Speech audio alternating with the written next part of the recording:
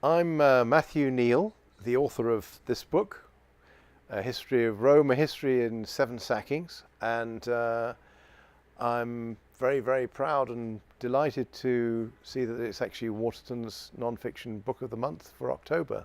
I moved to Rome 16 years ago. I've been living there ever since, and I love the city, and as an author I wanted to write something about it.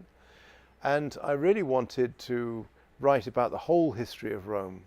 And I couldn't find a book myself that seemed to cover that in a way that was accessible, but at the same time explained how things happened. So I came up with the idea one day of writing an account of the city through seven moments, seven violent moments, and looking at the city before this time, so that you'd get seven portraits of the city, almost as if you had seven different cities, because Rome has changed so much over the years that the Romans from each time would barely recognize the city in other times.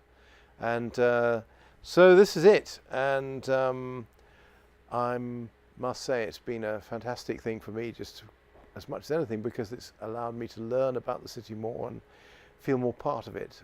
I think it's an amazing place, and now more than ever.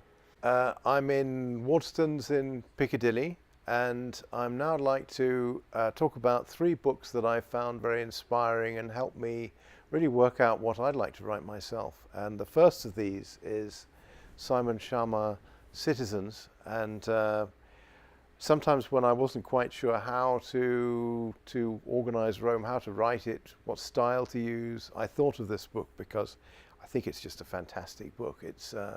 I studied the French Revolution twice, at school and at university, and to be honest, I never really could make much sense of it. When I read this book, everything seemed to become clear. It's got a wonderful combination of intelligent analysis, obviously fantastic research, but it's also great to read. It's very exciting. The narrative is wonderful, and it's beautifully written. So that for me was, it gave me the hope that actually you could combine scholarship and good research and end up with something that people would actually want to read.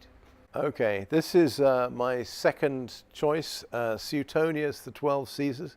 Sounds rather heavy, but believe me, it isn't.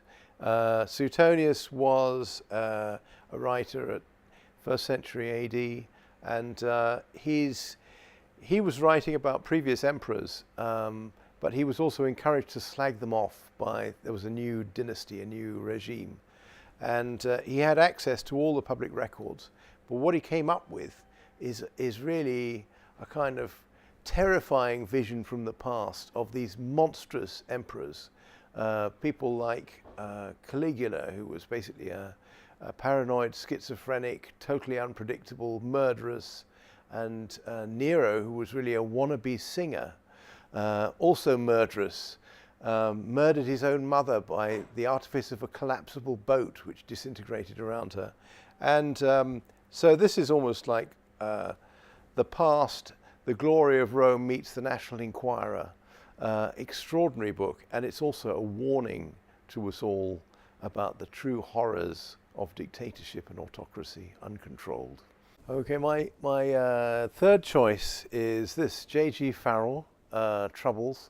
When I started writing fiction many years ago, I was writing contemporary fiction, and I never dreamed of writing any fiction about the past. And then I read this, and I'd always seen historical fiction as sort of slightly dreary and stuffy, and this book was just an eye-opener, because he's done the research, he knows the period, it's about the Irish, the troubles leading to Irish independence, but he makes it into something dazzling and funny and entirely its own.